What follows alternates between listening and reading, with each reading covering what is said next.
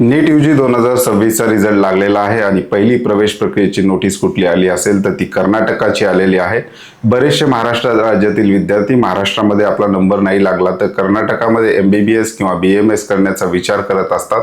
अशा विद्यार्थ्यांसाठी ही महत्त्वाची नोटीस आहे। महाराष्ट्र राज्यातील कोणत्या विद्यार्थ्यांनी कर्नाटकाचं रजिस्ट्रेशन करावं, आत्ताच कर्नाटकाचं रजिस्ट्रेशन करणं गरजेचं आहे का, त्याचबरोबर कर्नाटक रजिस्ट्रेशन करण्यासाठी कोणकोणते डॉक्युमेंट लागतात, त्याचबरोबर तिथे स्कॉलरशिप मिळते का, याविषयी डिटेल इन्फॉर्मेशन आपण आजच्या व्हिडिओमध्ये पाहणार आहोत। नमस्कार, मी अंकुश पाटील, तुम्ही पाहताय श्री छत्रपती अकॅडमी पुणेचे यूट्यूब चॅनलवर नवीन असाल तर अशाच माहितीपूर्ण व्हिडिओसाठी श्री छत्रपती अकॅडमी पुणेच्या यूट्यूब चॅनलला सबस्क्राईब करा। त्याचबरोबर अशाच प्रकारचे महत्त्वाचे अपडेट्स व्हॉट्सअपवर मिळवण्यासाठी डिस्क्रिप्शन बॉक्समध्ये व्हॉट्सअप चॅनलची लिंक देण्यात आलेली आहे। त्या लिंकवर क्लिक करून तुम्ही सहज आमचा व्हॉट्सअप चॅनल जॉईन करू शकता। कॉलेजेसच्या कट ऑफसाठी अशाच प्रकारच्या महत्त्वाच्या अपडेट्ससाठी श्री छत्रपती अकॅडमी पुणेचं कट ऑफ मंत्र हे ॲप आहे। ॲपची लिंक सुद्धा डिस्क्रिप्शन बॉक्समध्ये दिलेली आहे। मुख्य विषयाला सुरुवात करतो। मुख्य विषय आहे महाराष्ट्रातील विद्यार्थ्यांनी कर्नाटकामध्ये वैद्यकीय प्रवेश का घ्यावा, त्याचबरोबर एमबीबीएस, बीडीएस आणि बीएमएस या कोर्सेससाठी महाराष्ट्र राज्यातून कर्नाटकामध्ये या कोर्सेसला जाणाऱ्या विद्यार्थ्यांची संख्या ही मोठ्या प्रमाणात असते। विशेषतः पश्चिम महाराष्ट्रातली विद्यार्थी या भागाकडे आकर्षित होतात, कारण त्या ठिकाणी त्यांचं भौगोलिक स्थान जे आहे कर्नाटकाच्या अगदी जवळ आहे। त्यामुळे त्यांना लोकेशनच्या दृष्टीने सुद्धा कर्नाटक हे सोयीचं ठिकाण त्या ठिकाणी होत असतं। नेमकं कर्नाटकाचं शेड्यूल कशा प्रकारे आहे ते सुद्धा पाहूयात। त्या अगोदर कर्नाटकामधले ऍडमिशन कशा प्रकारे होतात ते पाहूयात।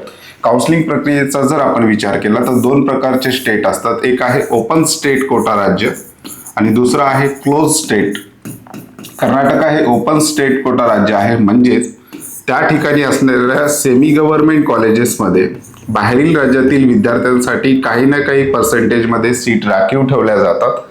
अशा राज्याला आपण ओपन स्टेट कोटा राज्य म्हणतो आणि ज्या राज्यामध्ये त्यांच्या प्रायव्हेट सेमी गव्हर्नमेंट कॉलेजमध्ये बाहेरील राज्यातील विद्यार्थ्यांना एकही सीट रिझर्व्ह ठेवली जात नाही, अशा राज्यांना आपण क्लोज स्टेट कोटा राज्य म्हणतो। आणि कर्नाटक हे प्रामुख्याने महाराष्ट्र राज्यातील विद्यार्थ्यांचं पसंती क्रमांक 1चं ओपन स्टेट कोटा राज्य आहे। याच्यामध्ये महाराष्ट्र राज्यातील विद्यार्थी पार्टिसिपेट करू शकतो। कर्नाटकामधले प्रायव्हेट सेमी गव्हर्नमेंट कॉलेजेस जे आहेत याच्यामध्ये बाहेरील राज्यातील विद्यार्थ्यांसाठी काही सीट त्या ठिकाणी रिझर्व्ह असतात। एमबीबीएसच्या बाबतीत विचार केला तर जवळपास 450च्या आसपास सीट मेरिट बेसवरच्या बाहेरील राज्यातील विद्यार्थ्यांसाठी त्या ठिकाणी मिळत असतात। रजिस्ट्रेशनचं शेड्यूल आलेलं आहे।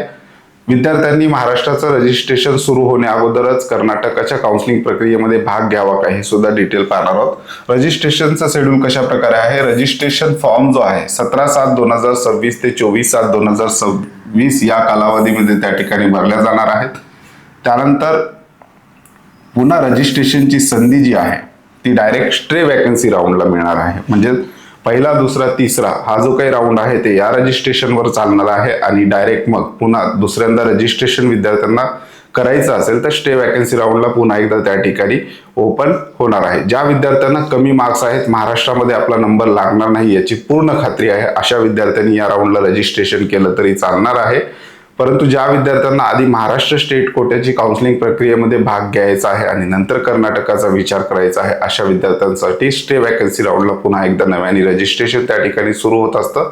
त्यावेळेस पार्टिसिपेट करून तुम्ही त्या ठिकाणी ऍडमिशन घेऊ शकता। त्याचबरोबर या ठिकाणी ज्या विद्यार्थ्यांनी ऑलरेडी कर्नाटकाचे फॉर्म जे आहेत खूप अगोदर सुरू झालेले होते त्यावेळी त्यांनी फॉर्म भरला असेल तर अशा विद्यार्थ्यांना नीट मार्क्स अपडेट करण्याची लिंक लवकरच येईल असं सुद्धा त्या ठिकाणी वेबसाईटवर सांगण्यात आलेलं आहे। रजिस्ट्रेशनची डेट पुन्हा एकदा रिपीट करतोय, 17/7 ते 24/7 या कालावधीमध्ये विद्यार्थ्यांचं त्या ठिकाणी रजिस्ट्रेशन होत असतं। ज्या विद्यार्थ्यांना कर्नाटकामध्ये बीएमएस करायचं आहे, डिस्क्रिप्शन बॉक्समध्ये किंवा स्क्रीनवर आमचे कॉन्टॅक्ट नंबर दिलेले आहेत, त्या नंबरला शक्यतो व्हॉट्सअप मेसेज करा। कर्नाटका बीएमएस पूर्ण काउन्सिलिंगचे डिटेल त्या ठिकाणी विद्यार्थ्याचे येतील। विद्यार्थ्याचा फॉर्म भरण्यापासून ऍडमिशन प्रक्रियेची पूर्ण जी काही प्रोसेस आहे छत्रपती अकॅडमी पुणे मार्फत केली जाईल। फक्त कर्नाटका बीएमएस असं त्या ठिकाणी मेसेज विद्यार्थ्यांनी करायचा आहे। शक्यतो कर्नाटका एमबीबीएसची काउन्सिलिंग प्रक्रिया आमच्या मार्फत आम्ही करत नाही, परंतु त्याचं गायडन्स आपण यूट्यूब मार्फत देत असतो।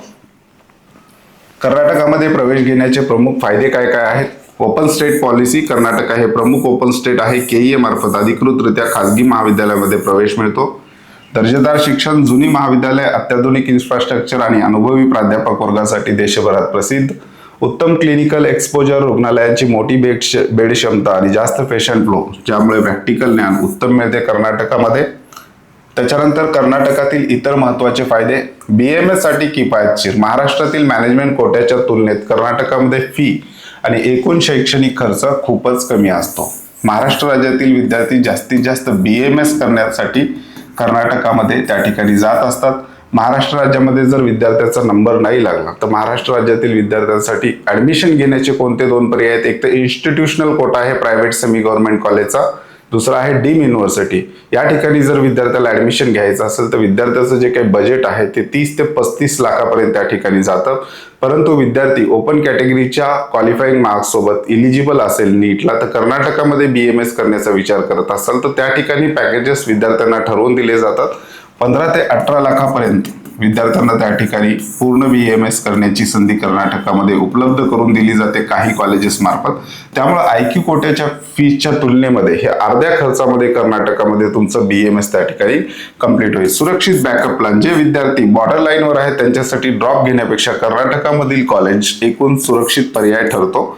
सुरक्षित वातावरण व प्रवासाची सोय. महाराष्ट्र राज्याच्या शेजारील राज्य असल्यामुळे किंवा बँगलोर मंगलोर ही सुरक्षित एज्युकेशन हब सध्याच्या घडीला आहेत. तसेच रस्ते, रेल्वे आणि विमानाची उत्तम सेवा महाराष्ट्र राज्यातील विद्यार्थ्यांसाठी त्या ठिकाणी अवेलेबल आहे. म्हणजेच कनेक्टिव्हिटी कर्नाटकाला त्या ठिकाणी चांगली आहे. प्रवेशासाठी पात्रता आणि निकष. कुठला विद्यार्थी प्रवेश घेऊ शकतो कर्नाटकामध्ये, महाराष्ट्र राज्यातील कोणता विद्यार्थी जाऊ शकतो, एलिजिबिलिटी क्रायटेरिया नेमके काय काय आहेत ते सुद्धा थोडक्यात पाहूया. जर तुम्हाला कर्नाटकामध्ये MBBS BDS करायचं असेल तर 12वी बोर्डाची PCB मार्क्सची PCB ग्रुपिंगची काय अट आहे.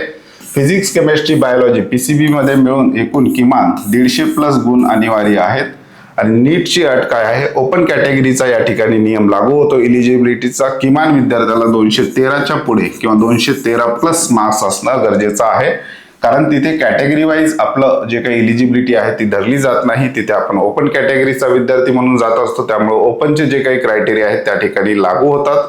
ज्या विद्यार्थ्यांना कर्नाटकामध्ये BAMS आयुष कोर्सेसला जायचं आहे अशा विद्यार्थ्यांना PCB ग्रुपिंगची अट मागच्या वर्षीपासून केंद्र सरकारने काढून टाकलेली आहे. संपूर्ण देशभरामध्ये BAMS आयुष कोर्सेस असेल, BAMS, BHMS, BUMS या आयुष कोर्सेसला PCB ग्रुपिंगची अट नाहीये. विद्यार्थी फक्त 12वी पास असला तरी त्या ठिकाणी ऍडमिशन घेऊ शकतो. PCB ग्रुपिंगची अट नाही. त्याच्यानंतर नीटचा मात्र जो काही क्रायटेरिया आहे तो त्या ठिकाणी लागू होईल. तुम्हाला जर 213च्या प्लस मार्क्स असतील तर तुम्ही कर्नाटका BAMS चा विचार त्या ठिकाणी करू शकता. शिष्यवृत्ती आणि फी सवलत मिळेल का असं बरेच विद्यार्थी त्या ठिकाणी विचारत असतात. इतर राज्यातून येणाऱ्या सर्व विद्यार्थ्यांना कर्नाटकामध्ये केवळ ओपन कॅटेगरी गृहीत धरले जाते. विद्यार्थी महाराष्ट्रात कोणत्याही आरक्षित प्रवर्गात असला तरी कर्नाटकमध्ये आरक्षणाचा फायदा मिळत नाही किंवा कसल्याही प्रकारची स्कॉलरशिप शिष्यवृत्ती त्या ठिकाणी मिळत नाही. विद्यार्थ्यांना महाविद्यालयाची पूर्ण 100% फी भरणे बंधनकारक असते. कर्नाटकासाठी नोंदणी कोणी करावी. प्रवेशाची शाश्वती नसणारे जे विद्यार्थी महाराष्ट्र राज्यामध्ये आपला नंबर लागत नाहीत अशा विद्यार्थ्यांनी कर्नाटका हा एक बॅकअप प्लॅन ठेवून त्या ठिकाणी चालायचा आहे. रजिस्ट्रेशनची संधी आता आहे आणि वॅकन्सी राऊंडला सुद्धा आहे. जे विद्यार्थी बॉर्डर लाईनवर आहेत, कर्नाटकाचा कट ऑफ सुद्धा मी तुम्हाला पुढे दाखवणार आहे. अशा विद्यार्थ्यांनी कर्नाटका हा बॅकअप प्लॅन ठेवा. ज्या विद्यार्थ्यांना महाराष्ट्रामध्ये BAMS करण्याची इच्छा आहे परंतु महाराष्ट्रात नाही लागला तर कर्नाटकाला जायला ते तयार आहेत अशा विद्यार्थ्यांनी सुद्धा कर्नाटकाचं रजिस्ट्रेशन त्या ठिकाणी करू शकतो. शक्यतो महाराष्ट्र राज्यातील ज्या विद्यार्थ्यांना 213 पासून 300 मार्क्स पर्यंत नीटला मार्क्स आहेत अशा विद्यार्थ्यांनी एक बॅकअप प्लॅन म्हणून कर्नाटकाचं रजिस्ट्रेशन करून ठेवणं गरजेचं आहे. जर महाराष्ट्रातलं मेरिट वाढलं तर विद्यार्थ्याला कर्नाटकामध्ये सहज त्या ठिकाणी कमी खर्चामध्ये आपलं BAMS करण्याचा मार्ग त्या ठिकाणी मोकळा होतो. भारी फीला उत्तम पर्याय. महाराष्ट्रात IQ किंवा डीमची फी अवाढव्य असते, त्या तुलनेत कर्नाटकात कमी बजेटमध्ये दर्जेदार शिक्षण मिळतं. कर्नाटकामध्ये BAMSच्या फीचा जर आपण विचार केला, जर चांगले मार्क्स असतील तर विद्यार्थी ऑल इंडिया कोट्यातून लागला, म्हणजे एक कॉलेज 3 वेळा टाकता येतं.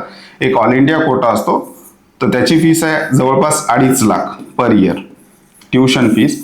दुसरा आहे अदर एक कोटा असतो, याची फीस आहे 4 लाख. आणि तिसरा आहे NRI, याची 6 लाख आहे. एक कॉलेज 3 याच्यात विद्यार्थी टाकू शकतो. 6 लाखाच्या फीसला कर्नाटकाचे कॉलेजेस विद्यार्थ्यांना पॅकेजेस त्या ठिकाणी ठरवून देतात. 12 लाखापासून ते 16 लाखापर्यंत पॅकेज पूर्ण विद्यार्थ्याचं ट्युशन फीसचं ठरलेलं असतं. त्यामुळं विद्यार्थ्यांनी 6 लाखात जरी टाकलं कमी मार्क्सच्या विद्यार्थ्यांनी, तरी त्या ठिकाणी विद्यार्थ्याचं सिलेक्शन पाहिजे त्या कॉलेजला त्या ठिकाणी होत असतं. तर कर्नाटकामध्ये BMSच्या फीससाठी हे 3 प्रकारचे स्ट्रक्चर आहे. 2.5 लाखामध्ये लागलं तर हे तुमचं मेरिटवरच ऍडमिशन होईल. 2.5 लाख पर इयर तुम्हाला भरायचे.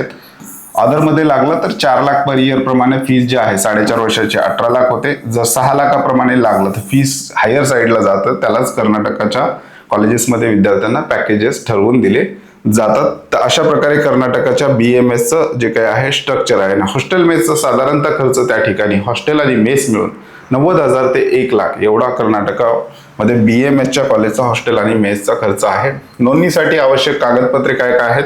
शालेय प्रमाणपत्र, 10वी-12वीचे मार्कशीट, संस्थेची माहिती, 10वी आणि 12वी ज्या शाळांमध्ये कॉलेजमध्ये शिकले त्या संस्थेचं नाव आपल्याला फॉर्म भरताना टाकावं लागतं. TC दाखला किंवा LC ज्याला आपण ट्रान्सफर सर्टिफिकेट किंवा लिव्हिंग सर्टिफिकेट म्हणतो, शाळा कॉलेज सोडल्याचा दाखला. त्याच्यानंतर नीटचं दस्तावेज, नीट स्कोर कार्ड आणि नीट ऍप्लिकेशन फॉर्म.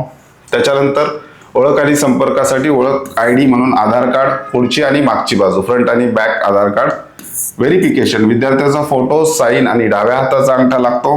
फायनान्शियल, विद्यार्थी पालकांचे बँक डिटेल, पासबुक लागेल किंवा कॅन्सल चेक लागेल.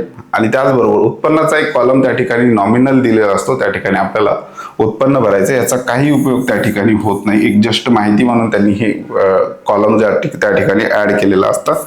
कॉन्टॅक्ट नंबर, चालू ईमेल ID आणि मोबाईल नंबर आपल्याला त्या ठिकाणी द्यावा लागतो. हे मागच्या वर्षीच्या कर्नाटकाच्या फॉर्मला जे काही डॉक्युमेंट्स लागलेले आहेत त्याची ही यादी आहे. यावर्षीचं जे काही पोर्टल आहे ते व्यवस्थित चाललं नाही. त्यामुळं आपल्या व्हॉट्सअप ग्रुपवर यावर्षी जे काही ॲडिशनल डॉक्युमेंट्स असतील ते ऍड करून आम्ही त्या ठिकाणी पोस्ट करणार आहोत. व्हॉट्सअप ग्रुपची लिंक डिस्क्रिप्शन बॉक्समध्ये देण्यात आलेली आहे. कर्नाटक, ज्या विद्यार्थ्यांना MBBS कर्नाटकाचा विचार आहे, महाराष्ट्र राज्यामध्ये नंबर लागत नाही अशा विद्यार्थ्यांसाठी, परंतु कर्नाटकाचा MBBSचा कट ऑफ एवढा पण डाऊन नसतो. महाराष्ट्र राज्याच्या मेरिटपेक्षा 10 मार्कांनी कर्नाटकाचा MBBSचं जे काही कट ऑफ आहे त्या ठिकाणी येत असतं. आता मागच्या वर्षी जर आपण विचार केला तर महाराष्ट्र MBBSचा साधारणतः 472 होता. तुम्ही कर्नाटकाचं या ठिकाणी बघू शकता. फी स्ट्रक्चर सुद्धा आहे 8 लाखापासून बहुतांश कॉलेजची जी फीस आहे 12,867 आहे आणि यावर्षी ही फीस बदलणार नाही अशा प्रकारे कर्नाटक गव्हर्नमेंटने सांगितलेलं आहे. पुढे याविषयी जे काही अपडेट येतील फी स्ट्रक्चर विषयी ते आपण कळवूच. परंतु सध्याच्या घडीला एवढा पकडा, वार्षिक फीस 12,867 या ठिकाणी आहे. आणि काही कॉलेजेस जे आहे 25 लाख, 22 लाख, 16 लाख, 20 लाख, 22 लाख हे सुद्धा फी स्ट्रक्चर या ठिकाणी आहे. आता कर्नाटकाचं 12 लाखाचं जे आपण मिनिमम जर कट ऑफ बघितला तर SR Patil medical college Bagalkot या ठिकाणी 463 मार्क्सला, म्हणजे महाराष्ट्राचं मेरिट जेव्हा 472ला टच होतं तेव्हा कर्नाटकामध्ये 463. ऑल इंडिया रँकचा जर आपण विचार केला तर 1,01,411 या ऑल इंडिया रँक पर्यंत विद्यार्थ्याला कर्नाटकामध्ये सहज MBBSला ऍडमिशन मिळालेलं आहे. MBBS साठी कोणी प्रयत्न करावा? ज्या विद्यार्थ्याचं महाराष्ट्र राज्यातील मेरिट जे आहे 10-20 मार्कांनी कमी पडते अशा विद्यार्थ्यांनी कर्नाटक MBBSचा विचार करावा. SC ST कॅटेगरीच्या विद्यार्थ्यांना कर्नाटकाच्या मेरिटमध्ये महाराष्ट्र राज्यामध्ये चांगलं कॉलेज मिळतं, परंतु बाकी इतर कॅटेगरीचे जे विद्यार्थी आहेत त्यांनी कर्नाटक MBBSचा त्या ठिकाणी जर तुमचं बजेट असेल तर हा प्लॅन सुद्धा तुम्ही त्या ठिकाणी करू शकता. तर अशा प्रकारे कर्नाटकाचा हा MBBSचा कट ऑफ आहे. BMSच्या बाबतीमध्ये मात्र 213 मार्क्सच्या पुढं मार्क्स असतील, अगदी तुम्हाला 214 असतील किंवा 213 डॉट असतील तरी तुम्हाला कर्नाटकामध्ये BMS कॉलेज त्या ठिकाणी मिळत असतं. महाराष्ट्रामध्ये यावर्षीचं BMSचं मेरिट समजा 325 प्लस जात असेल किंवा काही नवीन कॉलेजेस सुद्धा येणार आहेत त्याच्यामुळे आणखी कमी होणार असेल, परंतु ज्या विद्यार्थ्यांना जस्ट एलिजिबिलिटी पासून 300 पर्यंत मार्क्स आहेत अशा विद्यार्थ्यांनी कर्नाटका BMSचा एक बॅकअप प्लॅन जो आहे तो त्या ठिकाणी ठेवायचा आहे. ज्या विद्यार्थ्यांना कर्नाटका BMS करायचा आहे अशा विद्यार्थ्यांसाठी छत्रपती अकॅडमी पुणेचे हेल्पलाईन व्हॉट्सअप नंबर आमचे त्या ठिकाणी चालू आहेत. तुम्हाला फक्त कर्नाटका BMS असा मेसेज करायचा आहे. शक्यतो कॉल करण्याचा प्रयत्न त्या ठिकाणी करत असताल तर कॉल त्या ठिकाणी बिझी येत असतात, त्यामुळे व्हॉट्सअप मेसेज केलं तर त्या ठिकाणी रिप्लाय देणं जास्त सोयीचं होणार आहे. अशाच प्रकारच्या महत्त्वाच्या अपडेटसाठी आमच्या चॅनलला सबस्क्राईब करा. त्याचबरोबर अशाच प्रकारचे महत्त्वाचे अपडेट्स व्हॉट्सअपवर, त्याचबरोबर आमच्या ऑनलाईन ॲप्लिकेशन मिळवण्यासाठी दोन्हीची लिंक डिस्क्रिप्शन बॉक्समध्ये देण्यात आलेली आहे. तर आजच्या व्हिडिओमध्ये आपण इथेच थांबतोय. पुन्हा भेटूयात आणखी एका नव्या आणि माहितीपूर्ण व्हिडिओमध्ये. धन्यवाद.